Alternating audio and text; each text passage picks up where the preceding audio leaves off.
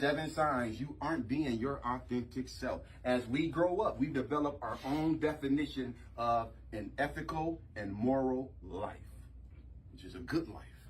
So we develop our own definition, our own idea of what a good life is as we grow up. That's why you got so many rappers who are grown men, but they don't mind rapping about guns, drugs, killing, having sex. And then you got young people, they say, okay, I want to live that lifestyle. And then when you start doing the things they're doing in the music, you find out the results of that is not success, and you on a boat with a bunch of money and girls shaking their butt. It's the penitentiary.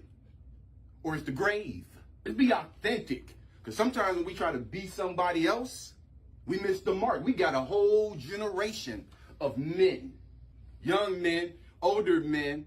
Their paradigm, the way they see the world, the way they view the world is messed up, bro.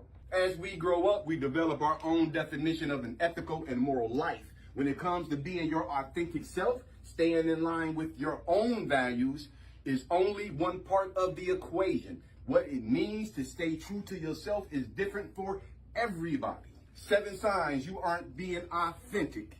You tend to copy others. We already said a copy is not authentic. Authentic. Genuine. The original. Original. Accepted and undisputed. Y'all remember that Popeye's chicken sandwich? Huh? Awesome. It ain't that damn awesome. Y'all ain't gonna gaslight me. I've been eating chicken all my life. I ain't never ate a piece of chicken to make me want to worship it. And I ain't never ate nothing that makes me want to make a video and advertise it like I'm about to get some dollars for it. I'm going to shoot you a commercial and a video talking about how good your chicken is, and I don't get one nickel for that. But I won't share a video of one of my family members struggling to try to be successful, trying to sell their own products, trying to get a platform off the ground. You won't share that, but you would share a Popeye chicken sandwich because you're a follower. When I was growing up, it was a saying, if the crowd is doing it, you don't want to do it. Now, if the crowd is doing it, everybody go do it. Followers. You tend to copy others. When we copy others, there's usually an incentive in doing so. When you copy somebody, there's supposed to be a reason why you copy somebody. Perhaps what they did landed them a good job. Whatever they did, it made them a lot of money.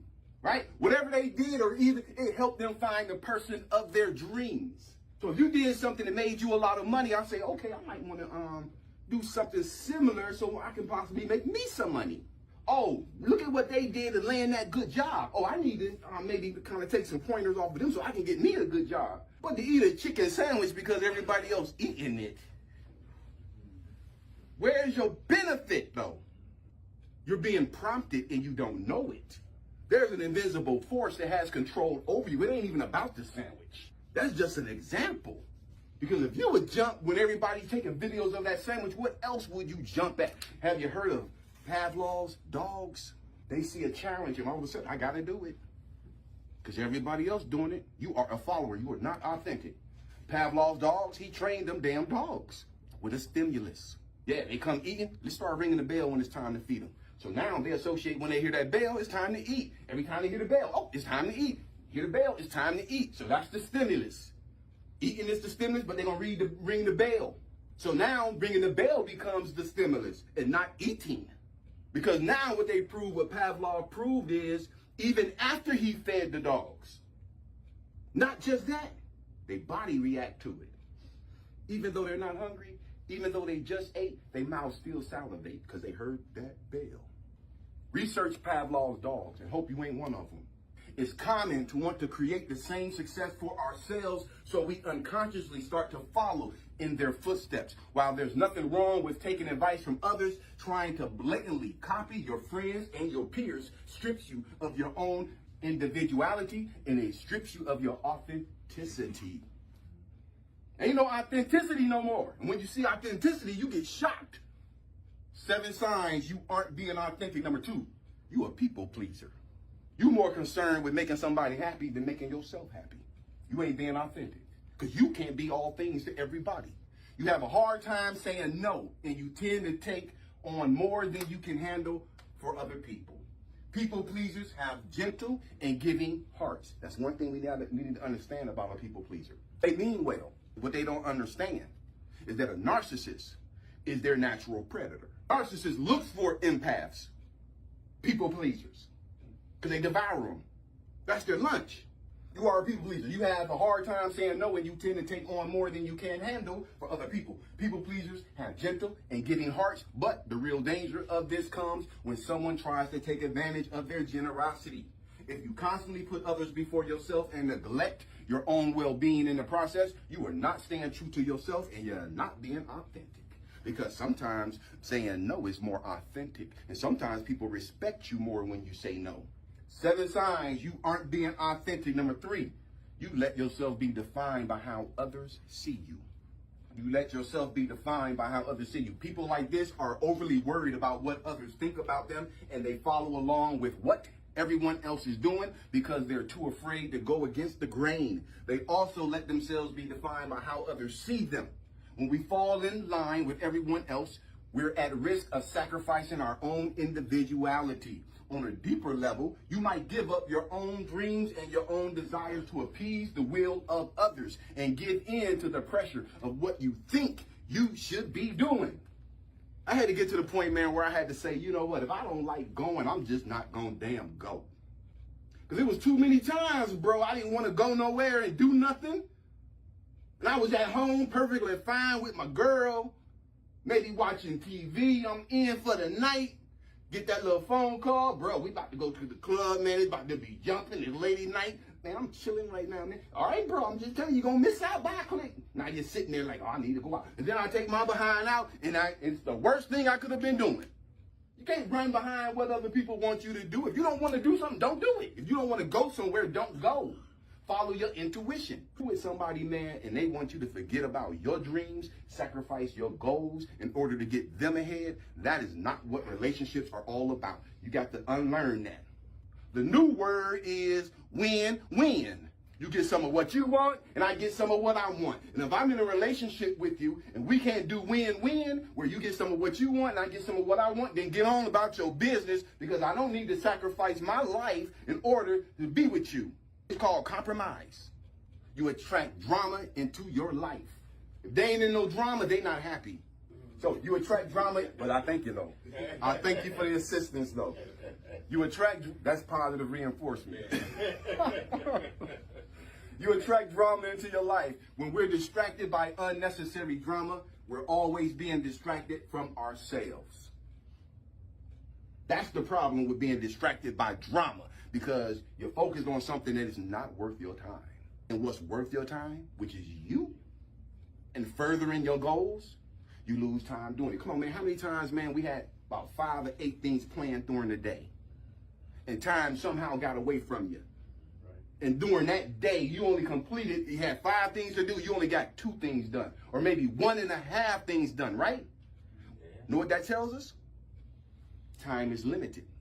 It's limited what you can do in a day. You only got a certain amount of hours. You only got so much time in your life and in the day. And if you spend some of that time on some unnecessary drama, you take a time away, important time away to spend working on you. There's some things, man, that come up in your life that ain't even worth your time. Let me say this. There's some things in life that we got to understand, bro, that belongs to us. Am I right? No matter where you go, no matter what you do, no matter where you hide, there's some things that belong to you. And no matter how much you drink, how much you smoke, how much you avoid it, it's going to be looking you right in your face. Now, the flip side of that coin is there's a lot of things that you worry about that ain't got your name written on it at all. And you got to know the difference between the two. What belongs to me that I need to address, and what is excess that has nothing to do with me and don't have my name written on it, that's looking me in my face, and I need to tell it to go about its business. We attract drama into your life. When we are distracted by unnecessary drama, we're also being distracted from ourselves. By allowing chaos to live around you, you are forced to put your time and energy into putting out all the big and little fires. In effect, you're also not putting the time and energy into yourself that you might need. When we attract drama into our life, it becomes a distraction tool to deter you from more important issues that you should be focused on. Understand how the devil play, bruh. Any confusion belongs to the devil, because God ain't about no confusion, about order. 7 signs you aren't being authentic. Number 5, you give your power to somebody else. You give your power to somebody else. People like this tend to let other people make decisions for them, and they seek outside validation and external advice from others. They want them to tell them you're doing great. A lot of people looking for that. That's their motivation. I can't wait till my mama finally tell me I'm doing a good job. I'm going to keep on going and keep on going. Eventually, all them people who said I couldn't make it, they're going to have to look at me and say he made it. Your motivation should be that you want it. You want it for yourself. No matter what nobody say or what nobody do. They can't validate you. You have to validate yourself. You get upset because your video ain't getting a certain amount of views. And then you get mad at the people. Your motives are wrong. Because there might be one person who saw that video and it helped them that day. That's what you want. You give your power to someone else. People like this tend to let other people make decisions for them, and they seek outside validation and external advice from others. They want them to tell them that you're doing great. They want to hear those words, but if you don't never hear you're doing great, can you still keep doing what you've been doing? That's positive and that's what's good. If you don't never hear that, if don't nobody tell you you're doing a good job, you need to keep moving. Because it ain't about them, it's about you saying it to yourself. If don't nobody love me, I love Will. And that's enough for Will. The whole world can love me, but if I don't love me, it don't make a difference. It don't make a difference, man. I gotta love me first. And when you love yourself, certain things you don't do to yourself. Ooh. When you love yourself, certain positions you don't even put yourself in. When you love yourself, certain things you don't say to yourself. They want them to tell them you're doing great, and they want them to give them a path to follow. By doing this, they avoid having to trust their own judgment, because if they put their trust in someone else, they don't really have to be responsible for the outcomes. This disempowers you and the ability to make your own decisions and trust your own voice. You don't have to listen to people, and you don't have to get advice from people. You know better than you what you need. All you need to do is get peace in your life. Become peaceful so you can think. You ever heard that? Peace, be still? Sometimes that storm is what's inside of you. That's the biggest storm. And you being distracted by the devil, and he making you think the storm is out there. It's people. It's family. It's friends. It's the community. But it ain't flesh and blood. Stuff that's higher than that, brother. Stuff that you can't see that's higher than that. Human beings, we are 2 parts. Y'all know that, right? Spiritual and human. Human is not as important as the spirit. A lot of us get focused on the human, man, because that's what we see. But you 2 parts. 7 signs you aren't being authentic. Number 6, you procrastinate. Yeah, I did too. I did too. You procrastinate. Yeah, sometimes it hurts you too. It hurts you because if you stay ready, you ain't got to get ready. People like this constantly put off small tasks. The root of procrastination is the fear of failure. Let's talk about the root of procrastination. At the root of procrastination is the fear of failure. There's no way you can be true to yourself if you're also avoiding yourself. Huh? Yes, I am. Hey, that's all real. There is no way you can be true to yourself if you are avoiding yourself. If you're stuck in hesitation, too afraid to move forward, you might be compromising what's actually best for you. A fear of failure may also cause you to put off or avoid any activity or scenario that has the potential for an unsuccessful outcome. Someone with this condition may be scared to try new things, take risks, or embrace growth for fear of failure. That's the problem with a fear of failure. That's the problem with procrastination, is someone with this condition may be scared to try new things. And the only way you're going to grow is to try new things. 7 signs you aren't being authentic. And the final one, number 7, you justify your actions. Do you find yourself justifying decisions that you once considered questionable? Are you doing some stuff that you would have never done before? Find yourself around some people you would have never been around before? Come on, come on. Do you find yourself justifying decisions that you once considered questionable? Perhaps you justify your procrastination and your people-pleasing ways, or even the times you let others take power from you. Newsflash, you are your priority. You are your priority. Newsflash. Yep. And the decisions you should make are the ones that keep you safest and the happiest. You know how to, ain't nobody gonna make decisions for you better than you. Nobody gonna make decisions for you better than you. Sometimes we can be our own worst critic and expect too much from ourselves. So I want to remind you that it's important to practice self-care and to hold compassion and grace for yourself. 7 signs you aren't being authentic. Number 1, you tend to copy others. Can't be authentic copying nothing. Number 2, you're a people pleaser. Number 3, you let yourself be defined by how others see you. Number 4, you attract drama into your life. Number 5, you give your power to someone else. Number 6, you procrastinate. And then the final one, number 7, you justify your actions. Questions, concerns, or comments? You define yourself.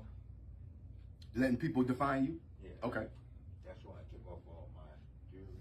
Okay. I told my old lady, I said, people looking at me, they're not looking at me where I define myself now. Right. They're making an assumption by seeing you with all the jewelry. Yeah, so I took everything off. And you didn't want to identify whatever they were coming up with. Yeah. So I feel you. Yeah, I said, people looking at me in a different way. Mm-hmm. So I said, I just took everything off and put it up. I said, I'm not wearing it no more. Yeah. I never understood that anyway, why anybody would want to wear all their jewelry at one time. Yeah. I don't know either, but sometimes it's just. It's a cultural thing, man, I think. And sometimes it's just, like you said, it's just 3 people that you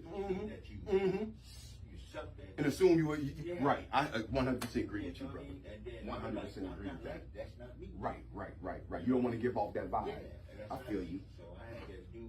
That's cool for them little young cats, but when you get older, you like, Yeah. That ain't me. You know what that is? That's growth. You've outgrown that. I said, I'm on a different level. And you built your self-esteem up. So you don't need that no more. Yeah, there you go. Yeah. Come on. Anybody else? All right, well, we get our day started, man.